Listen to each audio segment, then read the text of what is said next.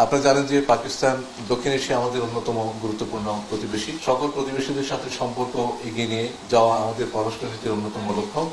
এই প্রেক্ষিতে আজকের যে বৈঠক হয়েছে সেই বৈঠকে দুই প্রতিনিধি দল বাংলাদেশ এবং পাকিস্তানের মধ্যে বিদ্যমান সম্পর্ককে সামনের দিনগুলোতে আরও এগিয়ে নেবার ব্যাপারে একমত হয়েছে।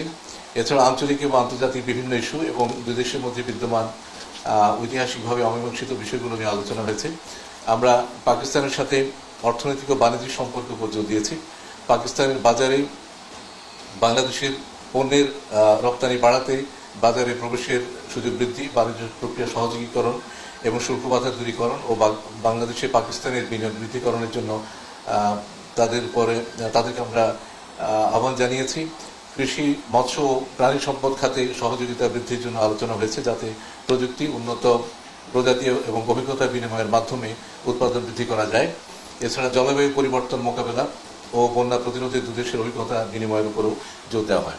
বাংলাদেশ ও পাকিস্তানের মধ্যে পরিবহন এবং যোগাযোগ ব্যবস্থার উন্নয়নের বিষয়ে আলোচনা হয়েছে। আপনারা জানেন যে সাম্প্রতিককালে দুদেশের মধ্যে সরাসরি শিপিং রুট চালু হয়েছে এবং সরাসরি ফ্লাইট পুনরায় চালু করার মাধ্যমে দুই দেশের জনগণের মধ্যে যোগাযোগ এবং ব্যবসা বাণিজ্য বৃদ্ধির বিষয়টিও আজকের আলোচনায় স্থান পেয়েছে। আমরা আশা করছি যে খুব শীঘ্রই দুই দেশের মধ্যে সরাসরি ফ্লাইট চালু করা সম্ভব হবে। আমরা উচ্চশিক্ষা এবং বৈজ্ঞানিক শিক্ষায় পারস্পরিক সহযোগিতার নতুন সুযোগ সন্ধানের উপর গুরুত্ব দিয়েছি এবং এ সকল ক্ষেত্রে পারস্পরিক শিক্ষাবৃত্তির সংখ্যা বৃদ্ধির উপর গুরুত্ব আরোপ করেছি। পাশাপাশি সংস্কৃতি ও ক্রীড়ার ক্ষেত্রে সম্পর্ক জোরদার করার প্রয়োজনীয়তার কথাও আলোচনা এসেছে। দুই দেশের শিল্পী, চিত্রশিল্পী, সঙ্গীত শিল্পী, লেখক ও শিক্ষাবিদদের সফরের মাধ্যমে সাংস্কৃতিক বিনিময়কে উভয় পক্ষ থেকে উৎসাহিত করা হয়েছে। এছাড়া আমি পাকিস্তানের সাথে আগে যেমনটা বলেছি বিদ্যমান ঐতিহাসিকভাবে অমীমাংসিত বিষয়গুলো উত্থাপন করেছে, যেমন আটকে পড়া পাকিস্তানিদের প্রত্যাবাসন, অবিভাজিত সম্পদে বাংলাদেশের ন্যায্য হিস্সা প্রদান, 1970 সালের ঘূর্ণিঝড়ে ক্ষতিগ্রস্তদের জন্য প্রেরিত বিদেশি সাহায্যের অর্থ হস্তান্তর এবং 1971 সালে পাকিস্তানের তৎকালীন সশস্ত্র বাহিনী কর্তৃক সংগঠিত গণহত্যার জন্য আনুষ্ঠানিক ক্ষমা চাওয়া। আমরা বলেছি দক্ষিণ এশিয়া বাংলাদেশের বন্ধু প্রতিবেশী দেশ হিসেবে আমরা পাকিস্তানের সাথে বিদ্যমান ঐতিহাসিকভাবে যে অমীমাংসিত সমস্যাগুলো আছে সেগুলো দ্রুততম সময়ের মধ্যে নিষ্পত্তির মাধ্যমে একটি মজবুত, কল্যাণমুখী এবং ফরওয়ার্ড লুকিং সম্পর্ক গড়ে তোলার জন্য পাকিস্তানের সহযোগিতা চেয়েছি এবং এ লক্ষ্যে আমরা একযোগে কাজ করার উপরও গুরুত্ব দিয়েছি। আমরা সার্কের আওতায় সহযোগিতার গুরুত্ব তুলে ধরে এর পুনরুজ্জীবনের আহ্বান জানিয়েছি, যাতে দক্ষিণ এশিয়ায় আঞ্চলিক সহযোগিতা, স্থিতিশীলতা এবং উন্নয়নকে এগিয়ে নেওয়া যায়। আমরা ওআইসি সনদের উদ্দেশ্য বাস্তবায়নে বাংলাদেশের প্রতিশ্রুতি এবং মুসলিম উম্মাহর স্বার্থে কাজ করার ব্যাপারে বাংলাদেশের অঙ্গীকার পুনর্ব্যক্ত করেছি। মধ্যপ্রাচ্যের পরিস্থিতি নিয়ে আলোচনায় দুদেশই গাজা উপত্যকায় ইসরায়েলি দখলদার বাহিনী দ্বারা সংঘটিত গণহত্যা ও চরম মানবাধিকার লঙ্ঘনের নিন্দা জানিয়েছি। আমি জোরপূর্বক বাস্তুচ্যুত মিয়ানমারের নাগরিকদের মিয়ানমারে তাদের মাতৃভূমিতে প্রত্যাবর্তনের লক্ষ্যে পাকিস্তানের সমর্থন কামনা করেছি। আমি শুরুতে বলেছি যে পররাষ্ট্র সচিব পর্যায়ের এই যে বৈঠক, এটি একটি ধারাবাহিক প্রক্রিয়া। সেই প্রেক্ষিতে উভয় দেশের মধ্যকার দ্বিপাক্ষিক, আঞ্চলিক এবং বৈশ্বিক পর্যায়ে আমাদের চলমান সহযোগিতামূলক কার্যক্রম সমূহের বিষয়ে আজকে পররাষ্ট্র সচিব পর্যায়ের যে বৈঠক সেখানে যে বিষয়গুলো আলোচিত হয়েছে সেগুলোকে পরবর্তীতে এগিয়ে নিয়ে যাওয়া এবং আমাদের জন্য যে সমস্ত অগ্রাধিকারমূলক ইস্যু আছে সেগুলোকে পারস্পরিক সদিচ্ছা এবং ঐক্যমতের মাধ্যমে সমাধান করতে অবদান রাখবে বলে আমরা মনে করি। অমীমাংসিত যে সমস্ত সমস্যা আছে সেই সমস্যাগুলো আমি যেমনটা বলেছি শুরুতেই সেগুলো আমি উত্থাপন করেছি। আমরা পাকিস্তানের দিক থেকে যে রেসপন্সটা তারা সেটা বলেছেন যে এই বিষয়টা নিয়ে তারা দে রিমেইন এঙ্গেজড, এই বিষয়গুলো নিয়ে আলোচনায় ওনারা থাকবেন সামনের বৈঠকে। একটা জিনিস আপনাদের মনে রাখতে হবে যে পাকিস্তানের সাথে আজকে যে বৈঠকটা অনুষ্ঠিত হয়েছে সেটি একটা নিয়মিত বৈঠকে হওয়ার কথা, কিন্তু এই বৈঠকটি সর্বশেষ অনুষ্ঠিত হয়েছিল 2010 সালে। কাজেই এই 2010 সালের পরে, এই 1.5 দশক পরে যে প্রথম বৈঠকটি অনুষ্ঠিত হয়েছে সেই বৈঠকে আমরা আশা করি না যে সমস্যাটার সমাধান হয়ে যাবে, কিন্তু তাদের দিক থেকে এই বিষয়ে ভবিষ্যতে আলোচনা করার একটা সদিচ্ছা তারা ব্যক্ত করেছেন। আরেকটি প্রশ্ন জিজ্ঞেস করেছেন যে একসময় আমাদের বিরুদ্ধে নালিশ ছিল যে আমরা ভারতের দিকে বেশি ঝুঁকছি, এখন পাকিস্তানের দিকে বেশি ঝুঁকছি, এই ধরনের নালিশ হবে কিনা। দেখেন, পাকিস্তানের সাথে আমাদের যে সমস্ত ইনস্টিটিউশনাল মেকানিজম আছে তার মধ্যে পররাষ্ট্র সচিব পর্যায়ের বৈঠক একটি, যার সর্বশেষটি অনুষ্ঠিত হয়েছিল 2010 সালে। আরেকটি ইনস্টিটিউশনাল মেকানিজম হচ্ছে জয়েন্ট ইকোনমিক কমিশন, সেটি অনুষ্ঠিত হয়েছিল 2004 সালে, অর্থাৎ 21 বছর আগে, 2 দশকের বেশি সময় আগে। আমরা এখন এই যে স্থবির যে সম্পর্ক, সেই সম্পর্কটাকে স্বাভাবিক করার চেষ্টা করছি, এবং সেটা আমরা সম্পূর্ণরূপে আমাদের যে জাতীয় স্বার্থ, সেই জাতীয় স্বার্থের কথা মাথায় রেখেই আমরা করছি। এবং এই ক্ষেত্রে ঝোঁকা প্রশ্ন যদি বলেন, আমি একটা দুইটা উদাহরণ দিতে পারি যেটা আমাদের জন্য লাভজনক। যেমন যোগাযোগ, আমরা বিমান যোগাযোগ চালু করছি, এক দেশ থেকে আরেক দেশে মানুষ গেলে সেটাকে আমার মনে হয় না যে ঝোঁকা বলা হয়, কিংবা ব্যবসা বাণিজ্য যদি বৃদ্ধি পায় সেটাকেও ঝোঁকা বলা হয় না। আমি মনে করি যে আমরা পাকিস্তানের সাথে যেভাবে এঙ্গেজ হচ্ছি, সেটার ফাউন্ডেশন হচ্ছে মিউচুয়াল রেসপেক্ট, পরস্পরের প্রতি শ্রদ্ধা এবং মিউচুয়াল বেনিফিট। আমার যে পার্সোনালিটি কিংবা এটা কোনো সুদূর প্রসারী প্রভাব আছে কিনা সেটা জিজ্ঞেস করেছেন। আমি মনে করি যে এর সুদূর প্রসারী প্রভাব হচ্ছে যে দুই দেশের মধ্যে নিয়মিত যোগাযোগকে রক্ষা করা। যে বৈঠকটি প্রতি বছর হওয়ার কথা, সেই বৈঠকটা যাতে 1.5 দশক পরে না হয়, সেটা যাতে পরবর্তী বছর অনুষ্ঠিত হয়, এবং এটা যদি নিয়মিত যোগাযোগটা থাকে, তাহলে আমরা এই সম্পর্ক থেকে পারস্পরিক লাভবান হতে পারবো। কাজে আমাদের এই মুহূর্তে লক্ষ্য হচ্ছে এই যোগাযোগগুলোকে নিয়মিত করা, এবং এই যোগাযোগের মাধ্যমে পারস্পরিকভাবে লাভজনক যে সমস্ত ক্ষেত্র, জনগণ পর্যায়ে যোগাযোগ, ট্রেড, ইনভেস্টমেন্ট, সমুদ্র পথে যোগাযোগ বা বিমান পথে যোগাযোগ, এই জিনিসগুলোকে এগিয়ে নিয়ে যাওয়া। প্রতিরক্ষা বিষয়ে সাধারণ একটা আলোচনা হয়েছে। আপনারা জানেন যে আমাদের দুই দেশের মধ্যে এই সহযোগিতারা অনেকদিন ধরে বিদ্যমান, এবং আমাদের সামরিক কর্মকর্তারা সে দেশে বিভিন্ন প্রশিক্ষণে যান, এবং তাদের সামরিক কর্মকর্তারা আমাদের এই দেশে প্রশিক্ষণে আসেন। সাম্প্রতিককালে হাই লেভেল ডেলিগেশন পাকিস্তান সফর করেছেন, এবং এই যে যোগাযোগটা, সেই যোগাযোগ নিয়ে এক ধরনের সন্তোষ প্রকাশ করা হয়েছে। পাকিস্তানের পররাষ্ট্রমন্ত্রীর ভিজিটের তারিখ জানতে চেয়েছেন, সেই তারিখটা আমরা চূড়ান্ত করেছি। সেই তারিখটা হচ্ছে এই মাসের 27-28 তারিখে, এবং আজকের এই বৈঠকে আমরা দুই দেশের মধ্যে যে সমস্ত এমওইউ বা সমঝোতা স্মারক নিয়ে আলাপ আলোচনা চলছে, সেগুলোকে এই সফরটাকে মাথায় রেখে যাতে চূড়ান্ত করতে পারি, সেই জন্যেই পররাষ্ট্র মন্ত্রণালয় এবং পাকিস্তান দূতাবাসের সংশ্লিষ্ট কর্মকর্তাদের নিয়ে একটা ওয়ার্কিং গ্রুপ আমরা ফর্ম করছি, যাতে করে আমরা আমাদের যে সমস্ত লাইন মিনিস্ট্রি আছে তাদের সাথে বসে এই অ্যামাউন্টগুলো রিভিউ করতে পারি এবং এটা ফাইনালাইজ করতে পারি। ক্ষতিপূরণের অ্যামাউন্টের কথা আপনি জিজ্ঞেস করেছেন।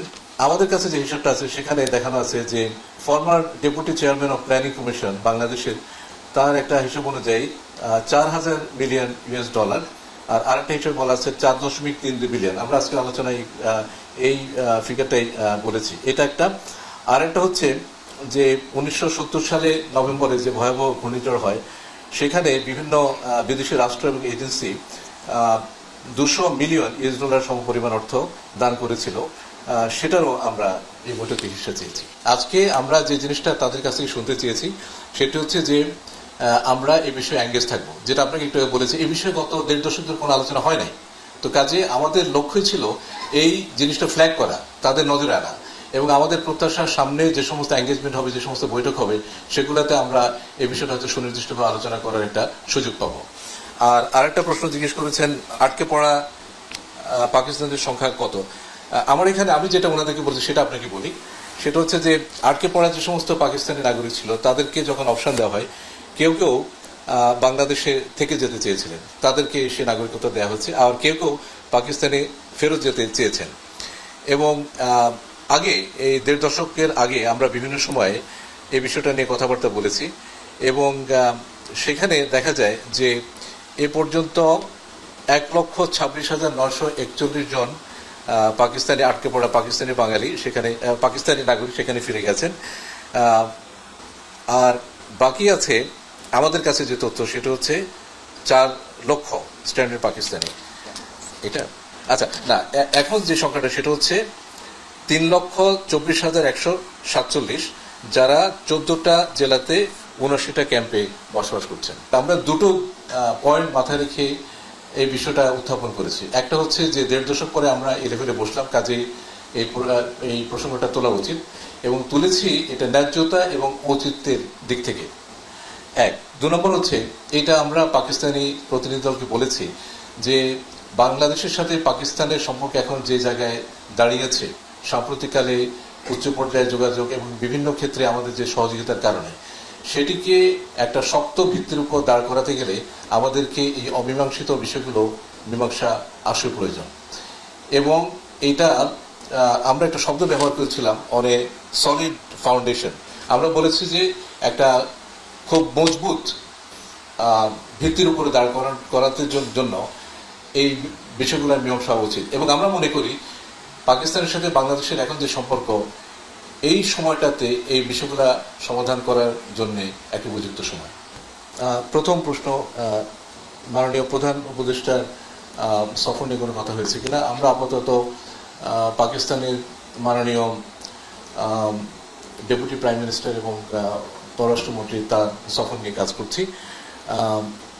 দ্বিতীয়ত যেটা বললেন যে ক্ষমা চাওয়ার নিয়ে যে কৌশল, দেখেন আমরা আমাদের দিক থেকে আমাদের অবস্থানটা তুলে ধরেছি এবং কূটনীতির কাজটাই হচ্ছে যে আমাদের অবস্থানটাকে তুলে ধরে সেটা নিয়ে এগিয়ে যাওয়া। এখানে বিষয়টা এরকম না যে আমি তোলার পরে তারা সেটাকে আলোচনার মধ্যে রাখতে চান নাই। তারা বলেছেন যে তারা এ নিয়ে ভবিষ্যতে আলোচনা অব্যাহত রাখতে চান। তো কাজেই আমি এই আলোচনার প্রেক্ষিতে ভবিষ্যতে আলোচনার জন্য প্রস্তুতি নেব, এটা হচ্ছে আমার অবস্থান।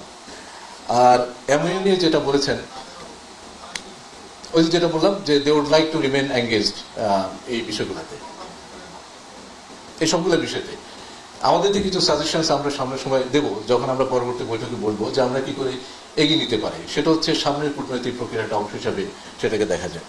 এমনিটা আমরা বসার পরে সেই তালিকাটা আপনাদের সাথে শেয়ার করব। আমি এখনই এই বিষয়ে কথা বলার মতো পরিচয় চাই।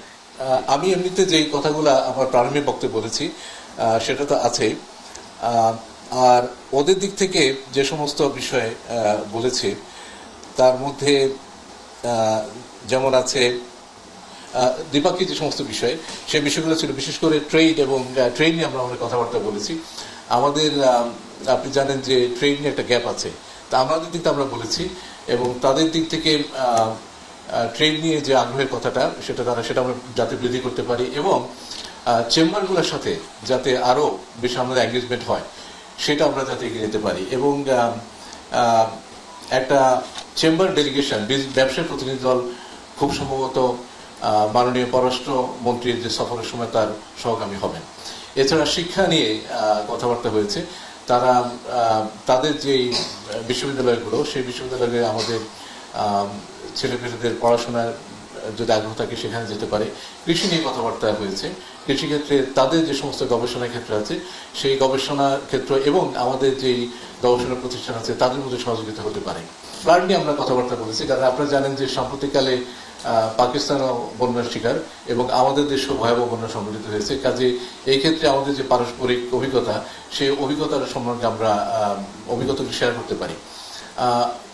সাম্প্রতিককালে মিয়ানমারের যে ভূমিকম্প হয়েছে সেই ভূমিকম্পের প্রসঙ্গটা এসেছে এবং সেই ক্ষেত্রে সহযোগিতা কি হতে পারে সেটা নিয়ে আমরা কথাবার্তা বলেছি। না, আমি যেটা বলেছি যে আপাতত আমরা পাকিস্তানের মাননীয় পররাষ্ট্রমন্ত্রীর সফর নিয়ে কাজ করছি, যেটা আজকের বৈঠকে আমরা চূড়ান্ত করেছি। এটা আগামী এই মাসেরই 27-28 তারিখ অনুষ্ঠিত হবে। সার্ক নিয়ে আমরা কথাবার্তা বলেছি।